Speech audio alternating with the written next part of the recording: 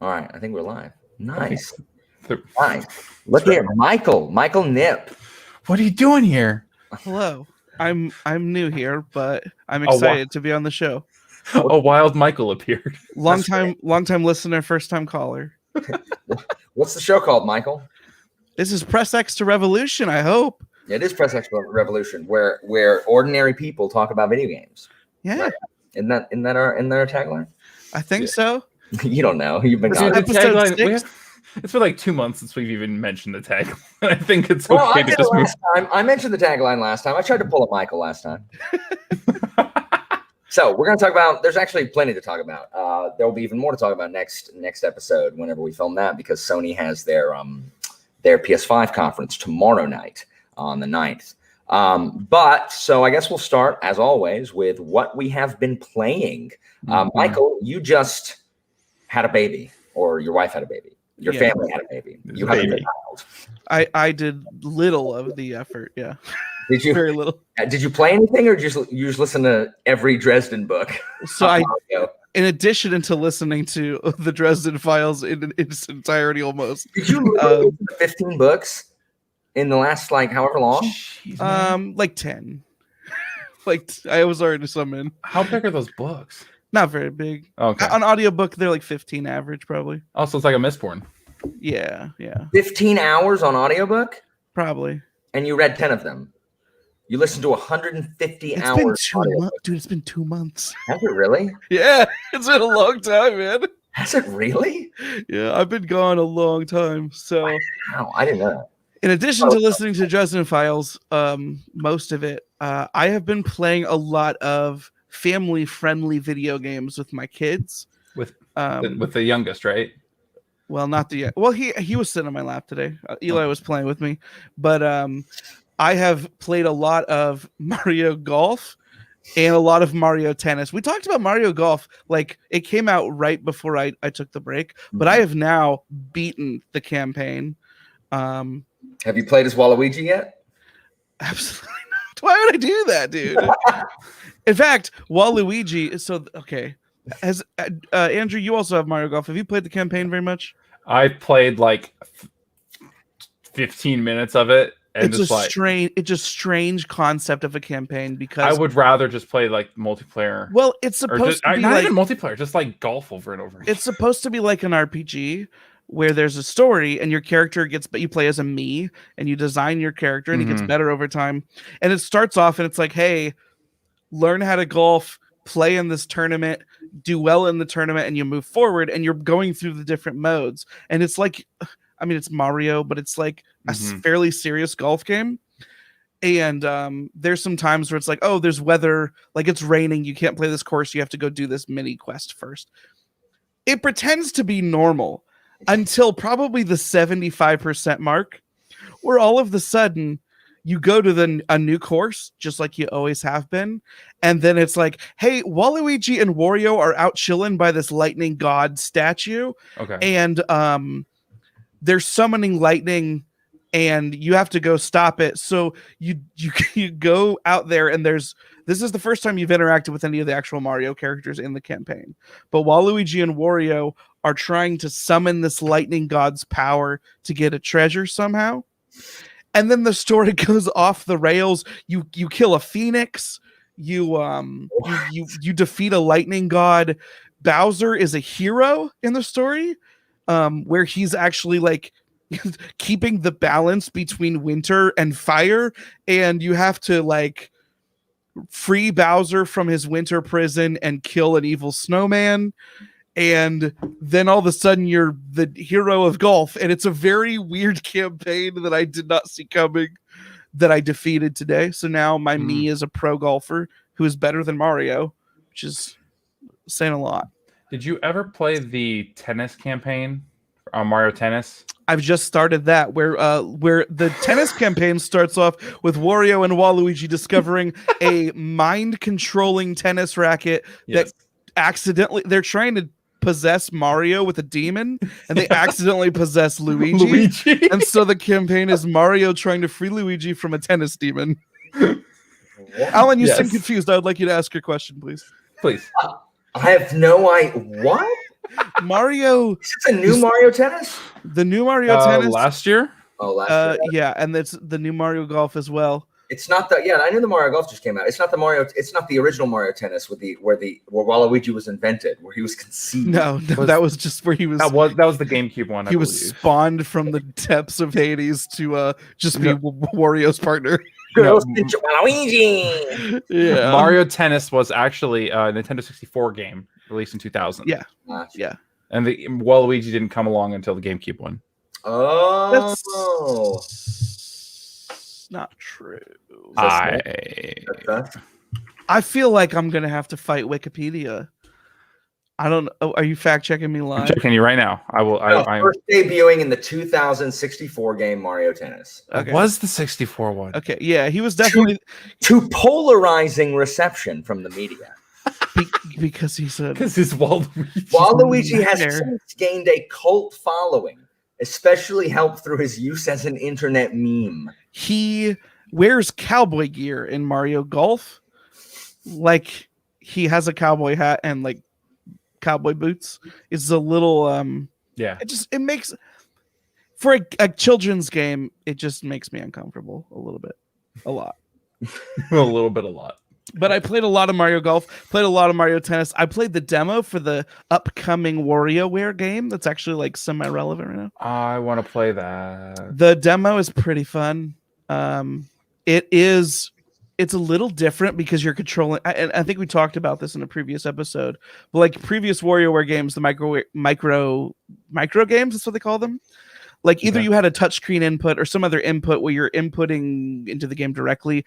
In all of these micro games, you are controlling a character, and the characters all have a unique benefit and detractor to themselves. Like they move, either they have advantages in moving or the way they interact with the environment, but they also have disadvantages for the opposite. And part of every micro game is not just figuring out what the game is and beating it as quickly as possible. It's doing that while recognizing what your character's strengths and weaknesses are. And it's a lot of fun. And I was not sure if I would be excited about the new one, but I let my kids play the demo and they had a ton of fun with it. Amanda had some fun with it. I had fun with it. I'm like, I might buy the new WarioWare game because it seems kind of rad. And I'm assuming this is for the Switch. Of course it is. I'm sorry, Alan, but it is. Andrew, what have you been playing? So I've been continuing to play Overwatch quite a bit, and really enjoying that. This past weekend, we had a really good match in unranked, and we performed really well. This is my brother Will and a friend Joe. And so I was like, you know what, guys, I think we're ready. And I loaded us into a ranked match, to which then we got crushed so hard. It was just like, well, this wasn't ready. So we pulled back and we just goofed around. But we're still playing a lot of that. Really enjoying that game. Is still very active, very fun. Loving it. Don't know why I quit. Who do you play? So as a tank, I main Reinhardt. He's our shield boy. Big, heavy hammer. And then I run also I side diva a little bit. As a healer, I will run a Zenyatta primary or Mercy, depending on the need. Lucio, if I need to fill a role. And then damage, Soldier 76 is my kind of go-to for damage. He's Call of Duty man. That kind of runs in line with me. And then I've been playing a little bit more Ashe, trying to get better with her. So just goofing around, hanging out. That's the good multiplayer shooter that since Call of Duty's just kind of gone to poo and Battlefield's not out yet. We're just really heavy into Overwatch right now, so I'm really enjoying that. Alan, have you played Overwatch? No, I don't play. I mean, it's a PC game, first of all. It's on the Switch. Consoles, dang it! It's on consoles. Yeah, but I mean, you know who plays competitive shooters over the internet on a console? A lot of people. I don't like competitive shooters unless I like couch co-op competitive or couch. Yeah, but the thing about I agree. I also am not a shooter boy. The thing about Overwatch is fun is because it's so role based, almost like an MMO. Yeah. So like you can play a healer and be like, I don't have to be good at shooting. I'm just going to heal my friends, and it adds an element that I think can bring in people that don't Absolutely. like myself, who are not good at shooters. The problem is that because time is so limited, I don't really play games that don't like have an ending or have a story kind of thing. Because like it's why I don't play a lot of mobile games. It's like I mean, yeah, this is I guess spending my time. So I never played Overwatch just because of that. Because it's like, yeah, I mean, I could like I'll play games like that, like Mario Party or whatever. Like if there's people in the house, or like Towerfall Ascension, or this new game that I keep hearing. What is it? Chicken Ninja Ultimate Dog? Chicken Horse. Ultimate Chicken Horse. There you go. Which I have not played yet, but I've heard is fun. Man, I wish we could set up online co-op for that game. I'd love to play that with you. Is Ultimate Chicken Horse the one where you have the pieces and you make the things? And correct. Run through You're building a platforming level where you're also you're trying to stop your friends from crossing while also building a map that you yourself can cross. I love that game. So yeah, no, definitely. Well, sorry, go ahead. So I've been playing a lot of Overwatch, but what I've kind of gotten into new is I picked up an old mobile game that I stopped playing a couple years ago called Pocket City, which is basically a Sim City clone on your phone. And so, been laying down those commercial and residential zones and building my city.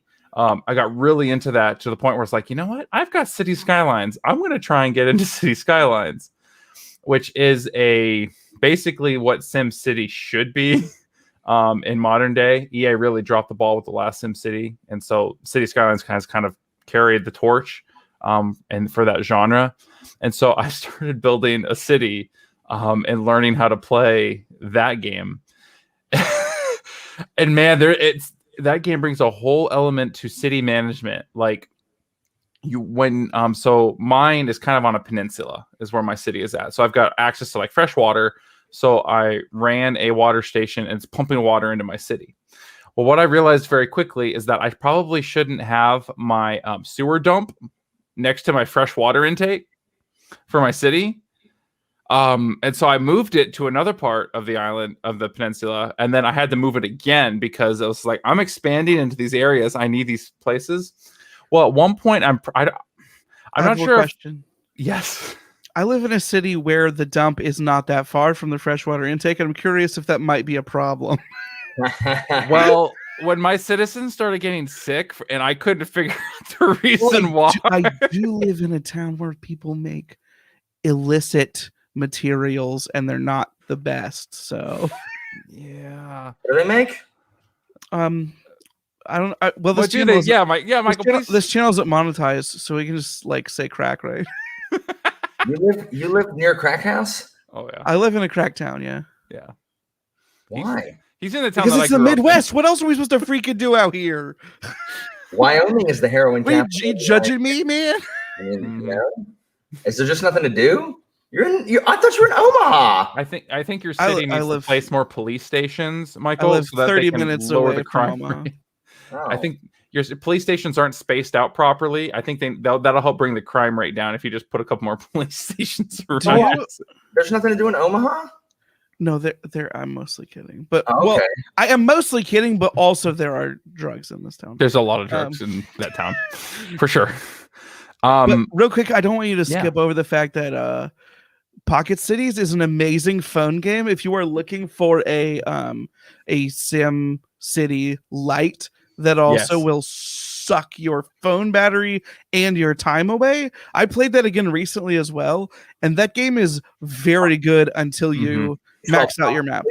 Pocket Cities. My wife was like, "What's the game called they're talking about?" It's real good, and it will take you a while, but eventually you will max out the map. And the only way to get better is to kind of min-max everything. At that point, it's not super fun, but that's hours of fun on a mobile game. That's real good. So, Michael, did you expand into other regions on the Pocket City? I did. Okay, so you maxed those out too. I got real big. I wasted a lot of time.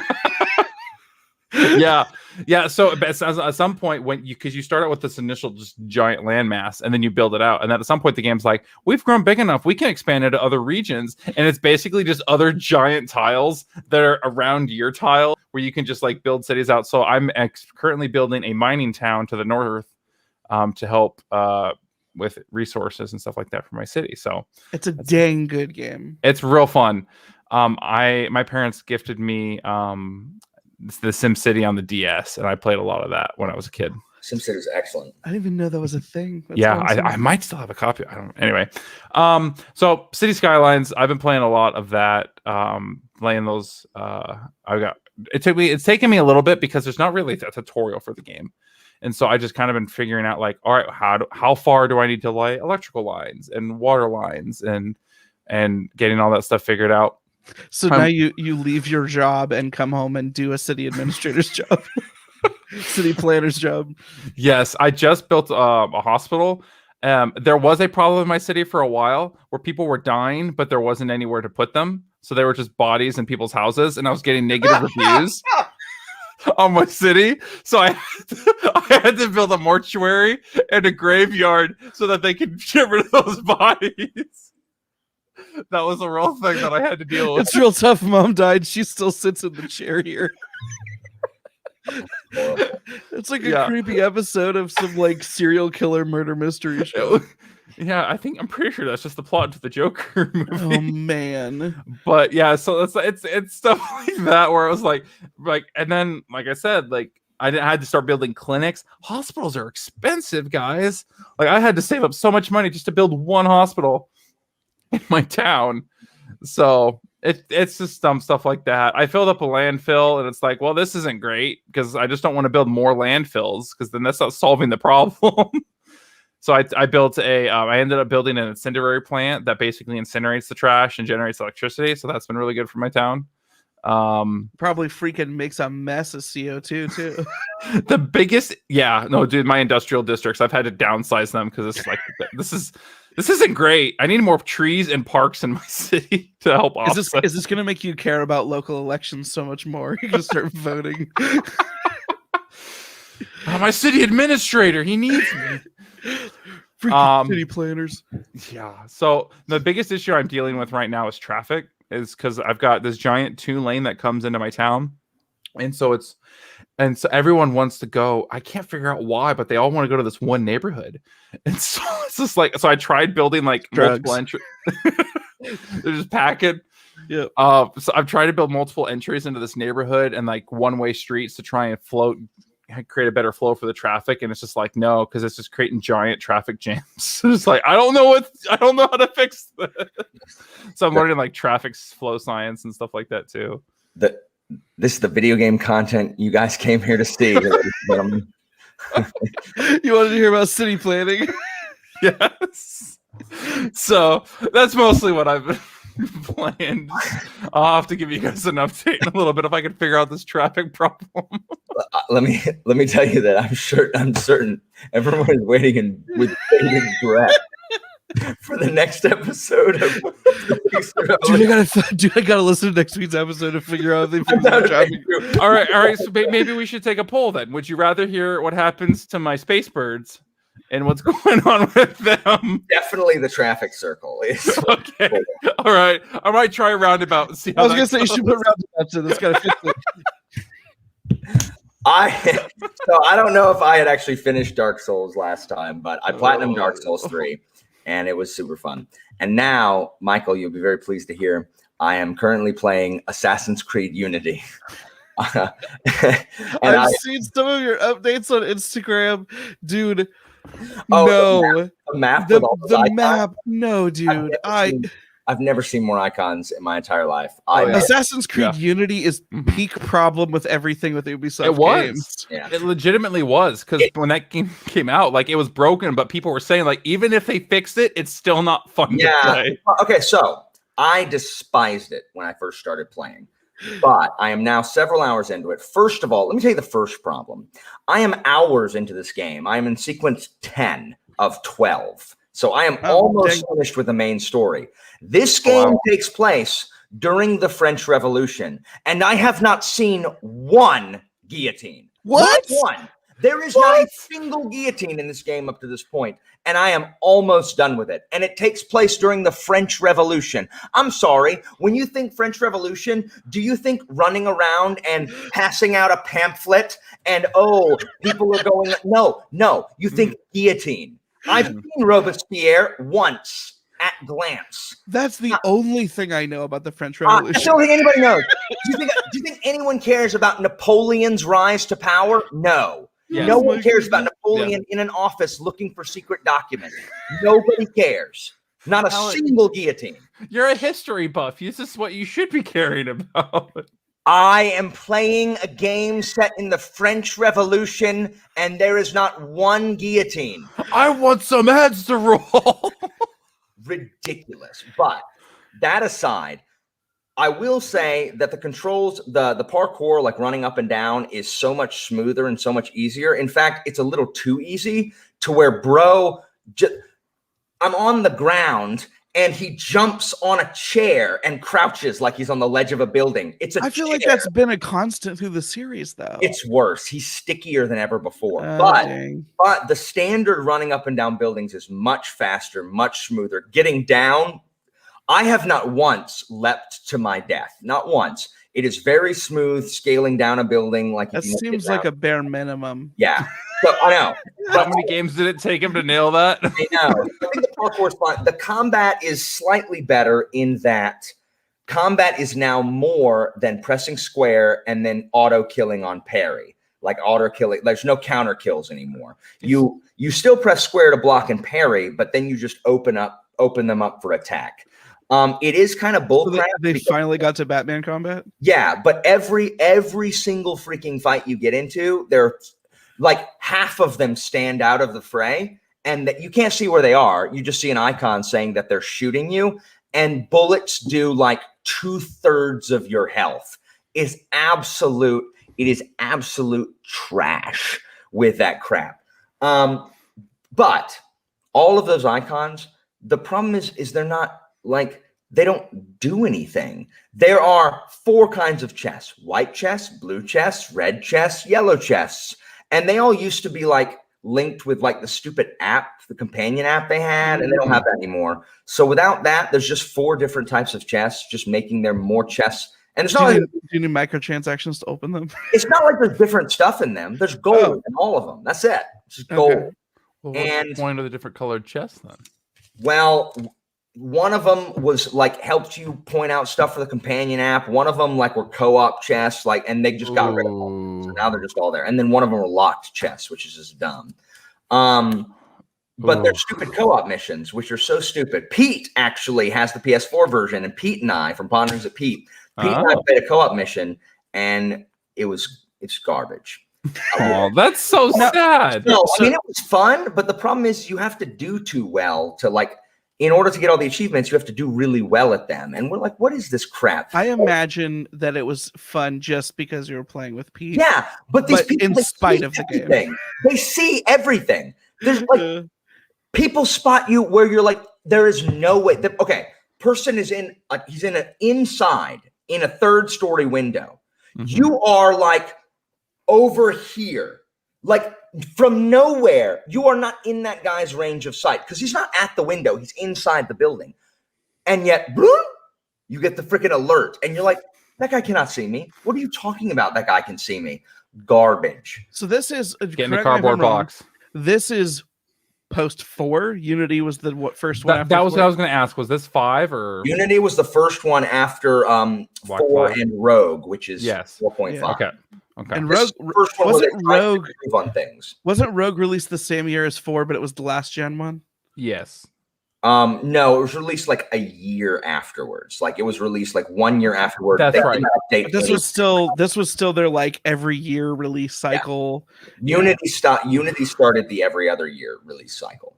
Okay, so that was the straw that broke the camel's back. Yeah, and Unity was just so bugged when it came out. It's not bugged at all in my experience. So it's not like it's not a fun game. I have a request. Yeah. And I think that this will be a popular request for people that watch this video. Mm-hmm. If I buy you a video game to play after Unity, will you at least try to play it, even though it may sound gross? It depends on what it is. That caveat at the end. It depends on what it is. If I buy you Shadow of Mordor, will you play Shadow of Mordor after Unity?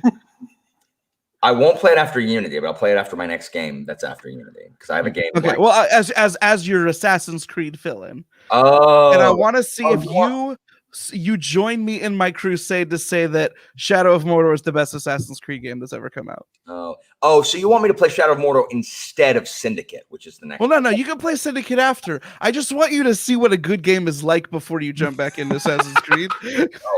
Speaking of, Shadow of Mordor is so good, dude. It's so good. It's like all the best parts about Assassin's Creed. He's not lying, but it's this dude's so spitting good. truth right But now.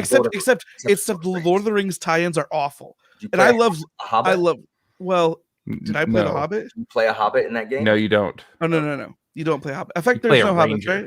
You're a ranger. A Hobbit ranger? I don't think there's any hobbits in the game. There's no hobbits. Is Gollum considered a hobbit? Well. Gollum's in it. Why are movies? Okay. Ignore literally everything having to do with the story because the developers obviously didn't care. I think the story in Shadow of Mordor is kind of garbage. The gameplay is so much more fun than it should be for what it is. We'll see if it is. I'll be the judge of that, and then I'll come back. I think you would like it. Maybe I'll be a true believer. But the reason, I won't even finish Unity because tomorrow on the 10th, on Friday on the 10th, my Weeb game comes out, Tales of Arise. Oh, nice. On the 10th. I played the demo because they did release a demo, and it is gorgeous. It is so much prettier than any Tales game coming before. So it is gorgeous. I don't know, my buddy Finn and we do not think it's going to be as good as people are saying it's going to be. And I think people are just saying it's going to be good for a Tales game, which is, it's not a high bar, really. You don't have childhood wonder behind you. Yeah. So that's different. Yeah. Yeah. But I just want the Tales games tend to lack in compelling stories. They're fun because you play with your friends. I've always played with my friends, and the interaction between the party is fun, but they're not really. There's only a couple that have really good storylines, and so I'm hoping that this will be one of them. This is what I did find out. This is not multiplayer. It is one of 2 Tales games that were designed to be single player, even though you have a party of 4. And I'm like, what? And so I am hoping that because it was designed to be single player, that the story will have more of an emphasis. Yeah, we'll see that out. But it comes out Friday, and I looked at the freaking achievements. There are no difficulty achievements, which are good, but Tales games are always so bloody grindy when it comes to I don't have a single platinum for any Tales game because they're always so grindy, and a lot of them have difficulty attached to them. This one doesn't, so it may just be it's just gonna depend on how grindy it is. For example, one of them is earn 400 titles. Correct me if I'm wrong. What's the gameplay on these? They're you Hack run around. No, you run around, and when you touch an enemy, you go into a action battle screen. It's like Final Fantasy. Yeah, it's real time, but it's real time battle. The commands you put in are what they do. You don't say X, cast this. You literally just press the button to cast that. So it's not, you don't fight in the field. It takes you to a field where you fight. So it is action combat, and always has been, which is part of the fun, especially when you're playing 4 players. But some grindy stuff, but it looks good. The character models are really good. There's this one lady who's like a cleric who fights with a mace and an enormous shield, which is not a normal Tales character game. And so I like her. She's pretty cool. Yeah. So I'm excited about that. I will be out of town Friday, so I will not be able to play it. And I need to not play it because I am so behind in everything I should be doing. I haven't played Assassin's Creed in 2 days. Yeah, dude, one of those things where it's your personal reward if you accomplish X number of things. That's a good plan. Or you get a platform that goes mobile and you can play on the go. I don't think Tales is on mobile. It's not, and also I don't have time on the go. When I'm on the go, I read.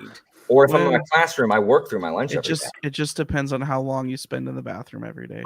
But Michael, the biggest news coming out for games yet to be released, the remake, the current gen Xbox Series S and PS5 remake of Alan Wake, or remaster. Remaster. I don't want to get overly excited. It is a remaster. A remaster. But also I am excited like a little girl. It comes out in October. Oh, I'm going does to, yeah, it comes out this year, October. I'm going to try to get Amanda to play through this one with me. I've never played it.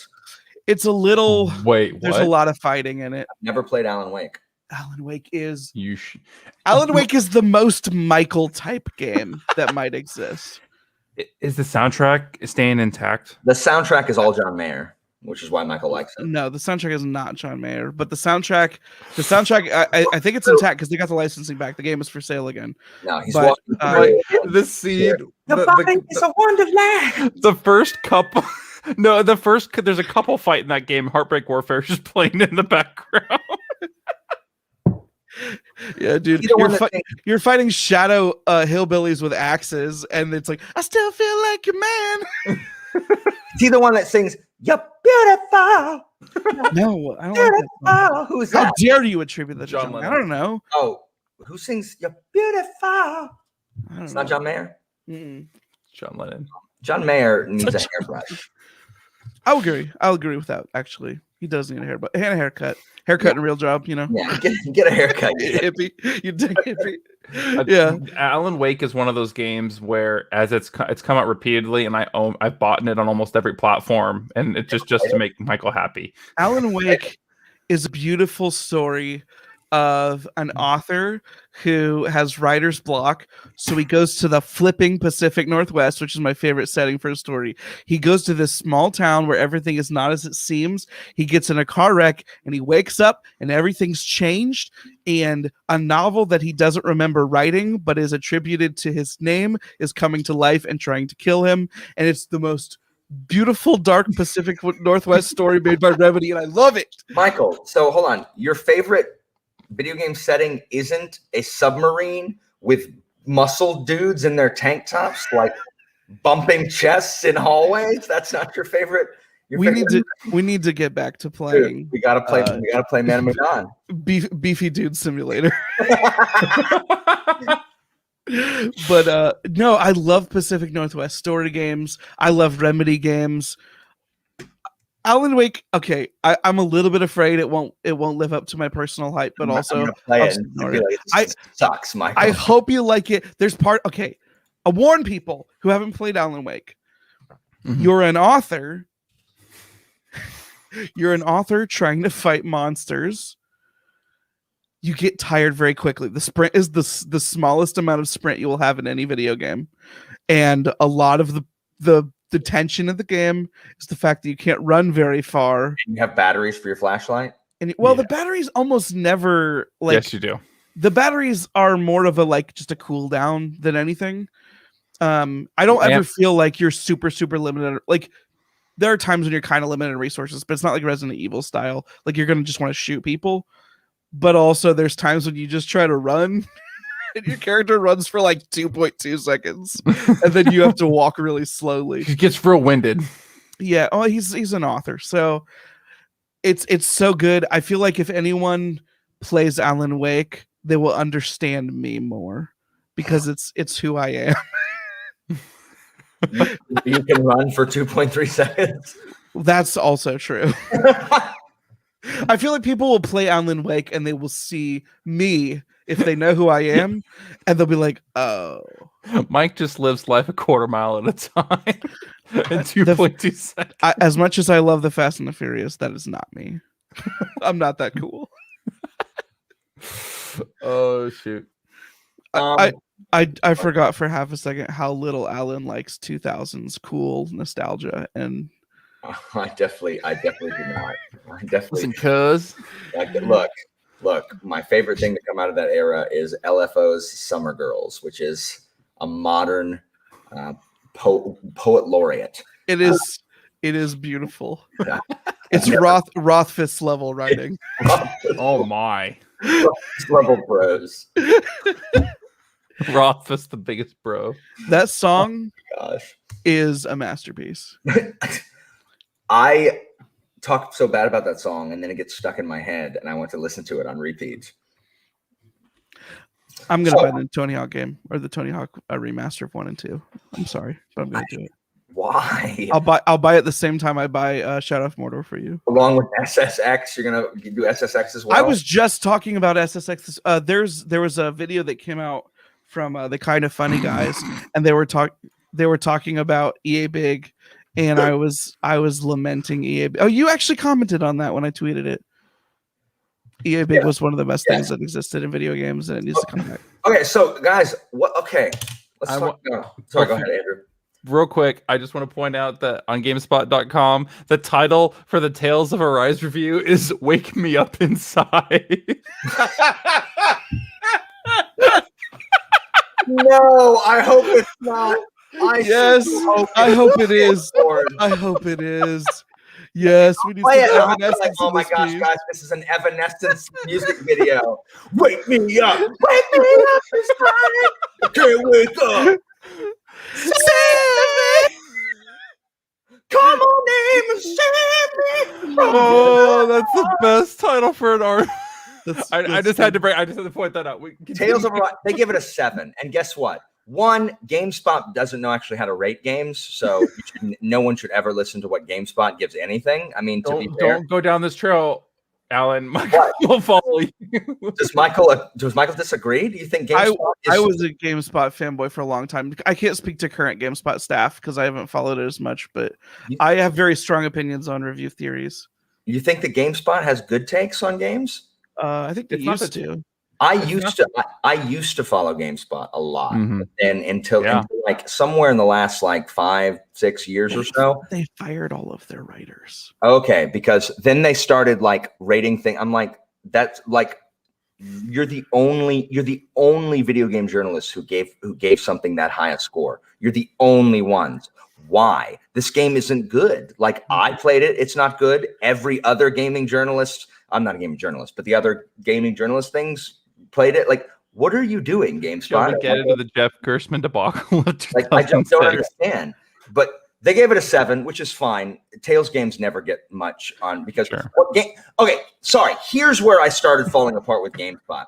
Where if an RPG is turn-based, GameSpot trashes it, gives it a bad review. Because for some reason they're always like, well, it's turn-based. They didn't do anything to stretch the genre. Like, who cares? Like, just because something is using old mechanics doesn't automatically, ipso facto, make the game not as good as something that uses new mechanics. Case in point, Final Fantasy VII Remake is trash. I think the new mechanics are garbage. Like, they changed it because I'm pretty sure our audience completely disagrees with you. They can disagree all they want, but if use a different game that doesn't have so much fanboy nostalgia as than Final Fantasy VII Remake. There are games all the time that change mechanics.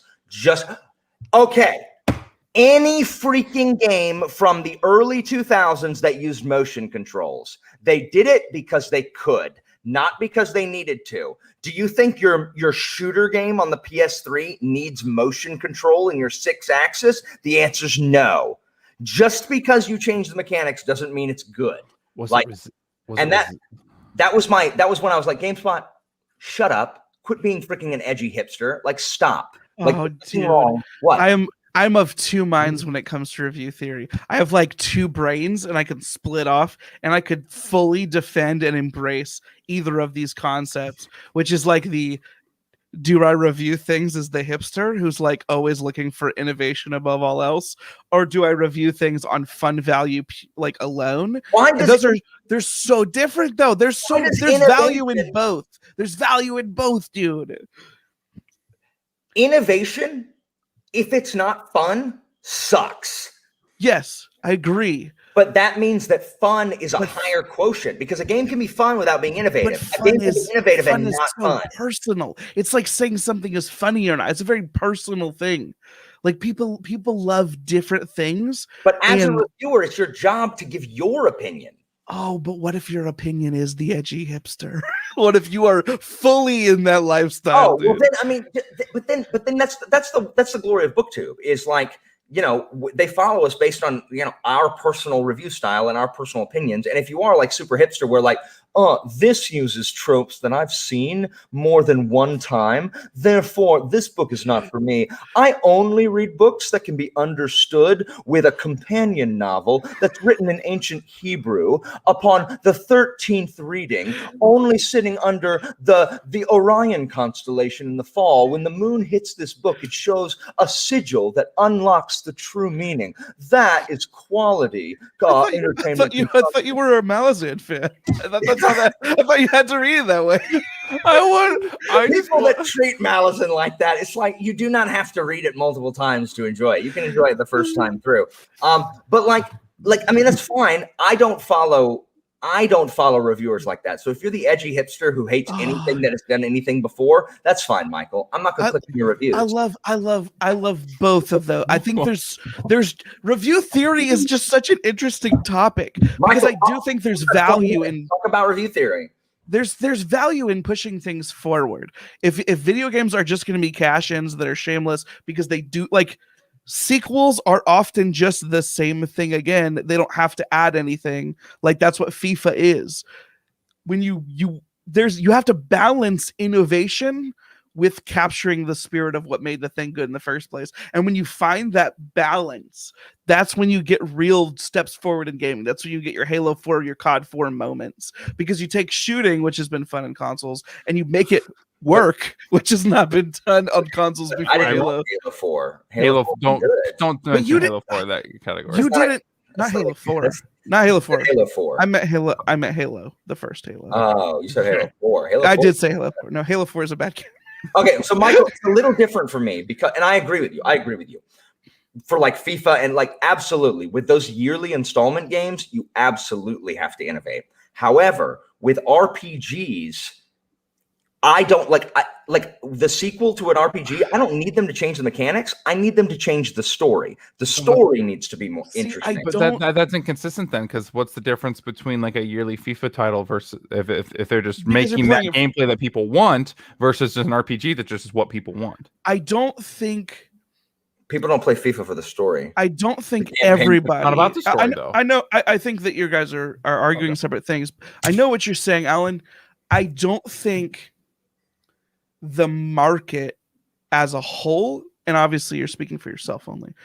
I don't think the market as a whole, the arbiter of truth. I'm speaking supports the idea of what you said. Which what you said is like, dude, you could just use the same engine and tell a different story. Just write a different story. No, you can update it. What I'm saying, it doesn't. But nothing. I don't want to play a game that feels like a game from the past. I want it to be new. That's fine. But what I'm saying is sometimes it goes too freaking far in the opposite direction. And just because it doesn't have innovation doesn't make it bad. If it's not fun, it does make it bad. That's why we have iteration, and we do have to exclude gimmicks because gimmicks that come with consoles are truly awful. I'm playing a little bit of I forgot to mention that I started playing Skyward Sword, which was originally a motion control required game, and it is on multiple levels there's problems with it. But actually, one of the problems with Skyward Sword is that it is gimmicky, and it is awful because it originally had motion controls. They took motion controls out so that you could play it on the Switch portable, whatever, Switch Lite. But the controls are awful. It's literally like, hey, I should be able to press a button to swing my sword. Instead, I have to do funny stick stuff, which is an innuendo for one. And two, one of the problems with Skyward Sword is that game did not iterate or innovate in any useful way for the Zelda formula, and it's truly a bad Zelda game for it. And I think that's probably a good example for this discussion, to where it is a Zelda game that just checked the Zelda boxes and looked prettier, and that wasn't enough. And there's definitely ways to flub it by trying to change things for change's sake, but I think that it is equally as problematic if you don't change enough and it becomes too stale. Some people may not care, especially if they're story focused or whatever. It depends on what your focus is. That's what I'm saying. Like for me personally, that if Skyward Sword had a compelling narrative, this is the problem with Zelda games, is they're not story games. Like people be like, no, well, you get Ocarina of Time is an amazing. No, it doesn't. There's Zelda's. Are you saying Ocarina of Time is not amazing? Or are you saying the story is not amazing? I'm saying the story is not amazing. And I will say Link to the Past is better than Ocarina of Time. So you're just going to have to hear that and be okay with it. I've heard that wrong opinion before. That's not a wrong opinion. It's from people who have played video games before. It's from I've played Link to the Past. Yeah, you didn't, or you would understand that it's better. People who wise oracles know that Link to the Past is a superior game. Ocarina of Time is hideous. It is ugly. It is hideous, and it has the water temple. Link to the Past is fluid and beautiful, and and has some really weird mechanics that are dated as well. Oh, you're right. Ocarina of Time doesn't have weird mechanics at all. No. I will not defend the water. I will not defend parts of Ocarina of Time. But some people pretend that Link to the Past was not also flawed. Of course it's flawed. It's just better than Ocarina. It only has to be better than Ocarina. That's it.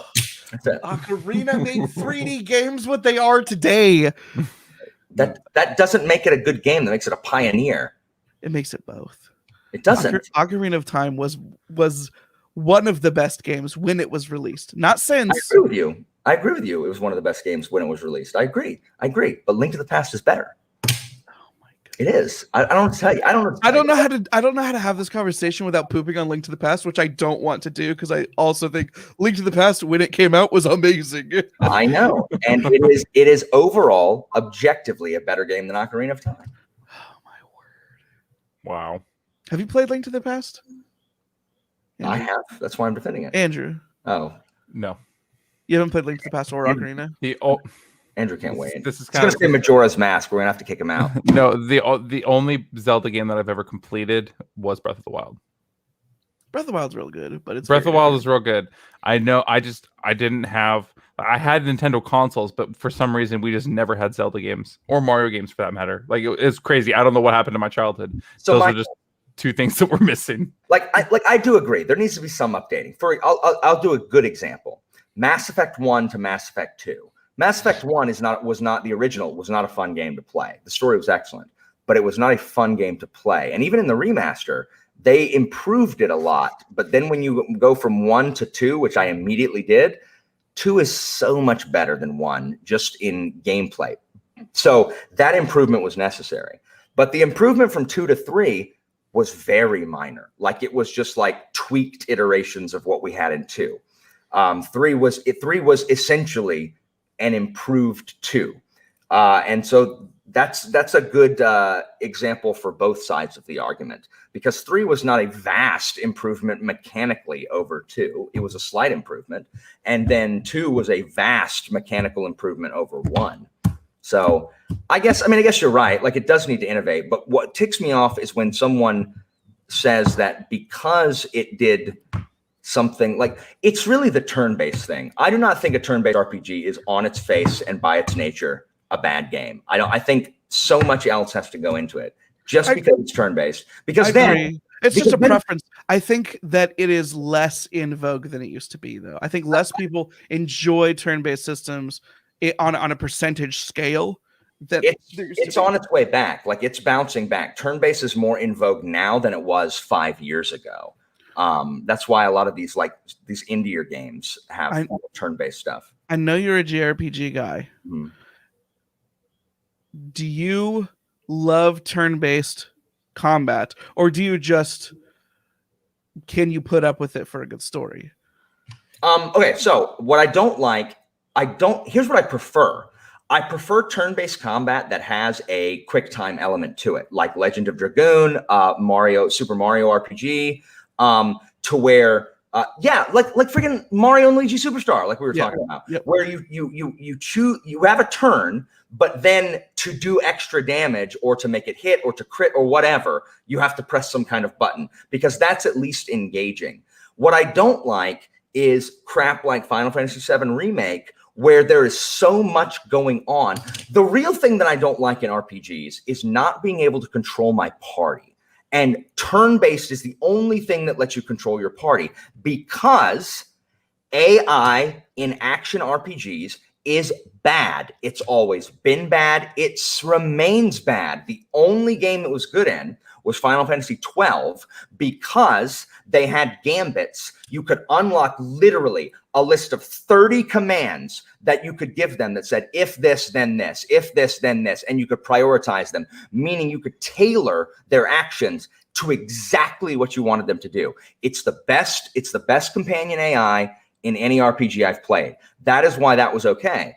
I don't like not being able to control my party members. Like, what's the point? If I can't control them, why do I even care that they're there?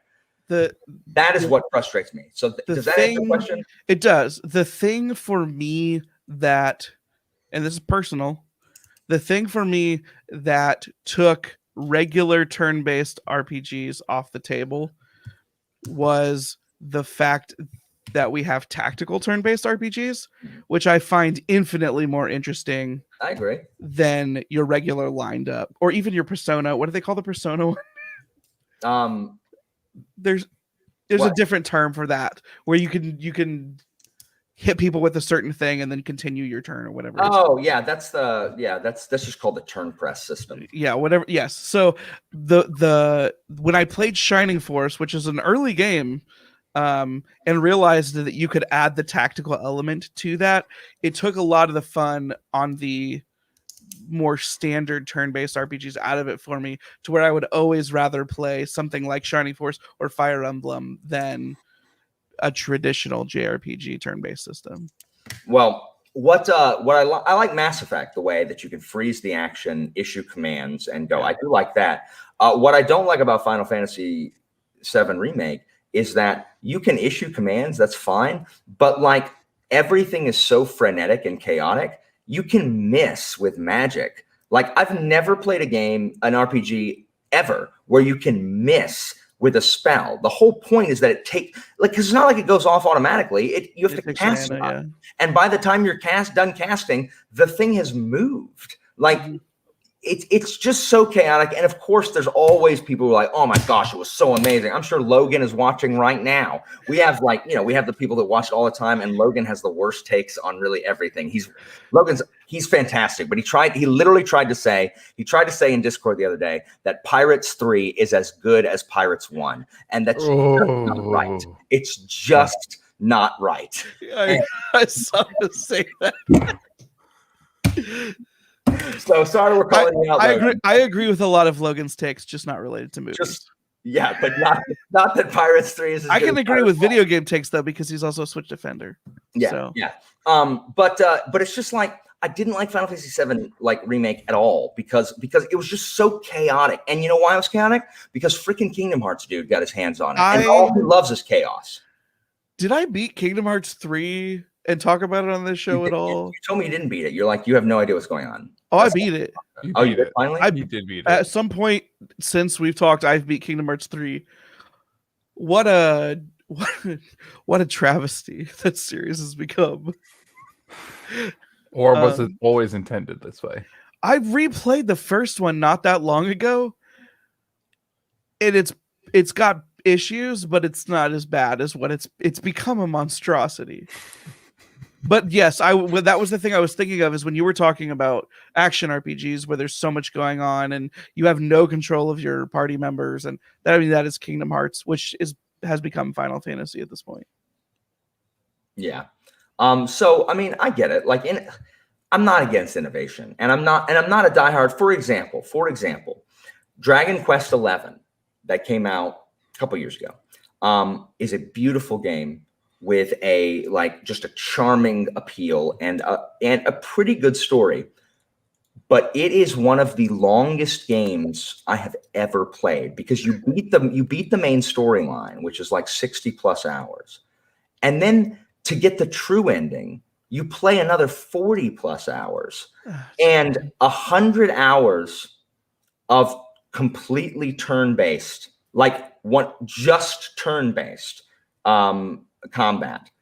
It was too much, and the story, while good, was not good enough to sustain it. So by the end, I'm just like, this game's got to be done, because because I fought every battle the same by that point. You know what I mean? So that is the weakness in turn-based. Like, Nowadays, for me to like just straight up turn-based, no button press, no action oriented at all, the story needs to be really good so that I'm like, let's go. I got to see what's going to happen next. And it just wasn't there. So, I mean, I do get it. I'm partly playing devil's advocate because I just don't really like everyone always wanting to change everything all the freaking time. Sure. But, you know, like I played Assassin's Creed 4, Black Flag, and then Rogue, and I enjoyed them both. They were the same freaking game, but I liked both of them.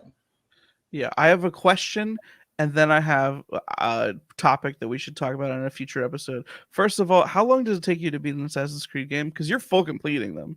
Mm-hmm. I don't know. They don't hour track, yeah. They don't hour track, but it's as long as it takes an RPG, because I full complete them. So somewhere between 40 and 80 hours, depending on. Rogue was very, very short. Rogue did not take me long at all. It's not as long as I thought it would take. For its achievements are easy, but Unity will probably take me. Unity will take me 80 when all said and done, if not more. Okay. Keep talking. I'm going to pull it up just to see if it shows me. Sure. My time played. I was anticipating it being longer for an open world game, just because I don't ever full complete open world games, so they all take me about 15 to 22 hours to beat, which is also how long RPGs take me to beat usually. The real open world ones are like Origins, Odyssey, and Valhalla. Those will take longer, I'm sure. Yeah, I was anticipating 100+ hour count for those games, if you full complete them, which I would never do. But then I was just thinking that a great topic for a future episode would be talking about game lengths and how that relates to value and whether or not that matters in 2021, because I think that's a fun conversation. We should talk about that. My short answer is it used to matter a lot because I was poor. Mm-hmm. And so I could really afford one game a month. So I needed to buy the game that was going to let me play the longest. Well, it's a good thing you're a JRPG fan, then. Cheap games can be long now, and cheap games can be short. We have such a better pricing system now that the indie game scene has taken off, and it's very interesting on how certain games I'm willing to pay more for short, and certain games I want to last longer, even though they're cheap. Like it's a weird, complex relationship. Yeah, I get that. I don't like artificial padding. It annoys me. Once I became I don't know, 15 years old and got a part-time job for the first time, artificial padding in video games makes me super mad now. Where I'm like, if I'm doing the same thing with nothing, like with no iteration in the gameplay within its own game, I will get frustrated pretty quickly. Be like, why am I doing this? This is not a fun action, and I've learned or seen nothing new in the game. Yeah, no time tracker. Sorry. Okay. Were you gonna say something, Andrew? I think there's only one game that had artificial padding that I felt actually like fit into the game, and that was Red Dead 2, because a large part of that story and kind of the experience of that game is taking care of your camp, and it's literally walking around and doing chores. It's literally like grabbing water, going to hauling feed back and forth between the horses and the wagons, and the only reason that kind of fit was because it built into the character stories, and it helped you, and for me as a player, and that game is super divisive for basically this exact element of it invested me further into the character and into the story of what was actually happening with these people who I did care about. And so but I think that's the only game I've played where it was like, this actually makes sense for what they're doing in a game. You will for something like that where it's going to be world building, character building, atmosphere building, I'm the guy that will defend the longest books ever that are boring for that reason. You talking about Stormlight? I'm talking. Don't you dare talk trash about Stormlight. I'm reading King Killer Chronicles right now, so I'm very much enjoying that. But yeah, I think the last game that I think I played that had a lot of padding that I did enjoy was Metal Gear Solid 5, where you literally you beat the campaign, quote unquote, and then there's like a whole that game is not finished. That game is not finished. That is a bullcrap an extreme, insane example where they did not finish the game, but they wanted you to play it more, so they made you play the old levels on hard mode just to get the final cutscene. That game is one of the best games that never got finished and has some of the dumbest. I'm sorry that triggered me so hard. I still haven't played it, and I was a huge Metal Gear fan. I have it, and I just haven't played it. I almost say that you shouldn't play it, Alan. Metal Gear Solid 5 is amazing on so many levels, and then he just couldn't finish it. Metal Gear 3 is phenomenal. Snake Eater, Snake Eater was the first Metal Gear I played. Oh, really? I love Snake Eater so much. Like, it is the final fight with the boss as the missiles are coming towards you in the field of flowers, where she just like grabs you, like twists your gun, throws it, and you're like, where's my freaking gun? All the while, the freaking Snake Eater song gets louder and louder.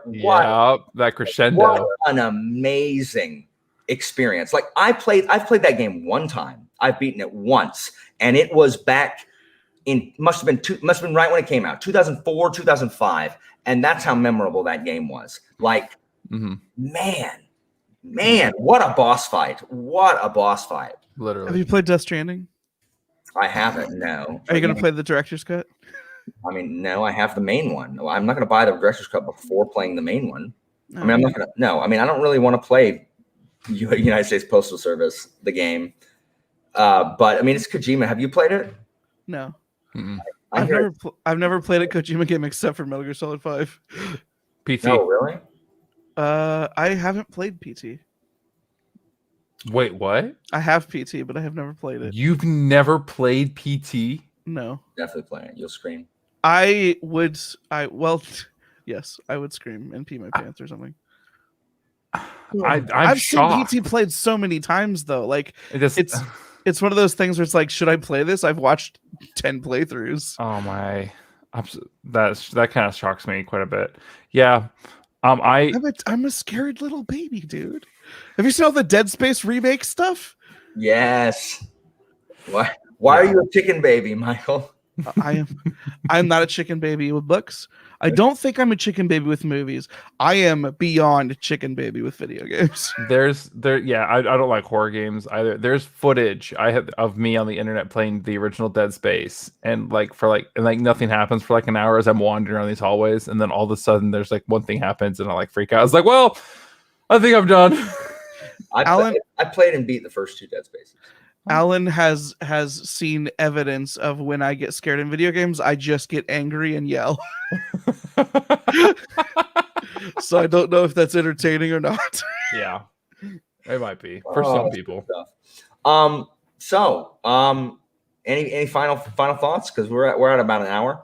I'm just glad that we can like literally just get together and talk about video games for an hour. I mean, again, like, guys, I know we're gonna cut it short, but if you can hold down, like, please hold on to your anticipation for whether or not Andrew figures out his traffic situation. I might have to do a live stream just to. I was like, take a poll. It's like, hey guys, listen, I need your help. Oh my goodness! Crowdsourcing traffic problem. It'll be the highest viewed Twitch stream that day. Yeah, dude. Oh my God. I wonder what Cities Skylines Twitch streams look like. I bet I know they're out there. Like, I watched a guy's Twitch stream of Farming Simulator one time, and it was actually more interesting than it sounds. I just want to thank you guys for allowing me to be. I've been a fan of the show for a while. Thank you for letting me be on this episode. And I haven't been able to talk to you in a very long time, and it was very fulfilling. It was nice. When are you making your grand debut, your return? I have no idea, and I'm very scared. So never? Are you shutting down? Is this your farewell speech? I'm pod fading officially. Guys, there's so many Cities Skylines live streams right now. That's ridiculous that there's one. I'm surprised there's one City Skylines live. The highest. It's only ridiculous to me because that game is like 10 years old now. The highest viewer count is 59. There's 60 people watching someone play. All right, guys. So on that note, we will return very soon with another episode where Don't hopefully say very soon. What? Don't say very soon. We'll return. We will be back. We will be back. Where we will talk about like Andrew's City. We'll talk about the Sony PS5 showcase, which one of us here will be excited about. Do we have any predictions for that? They will tell us that. I forgot. Man, there's something I want to talk about.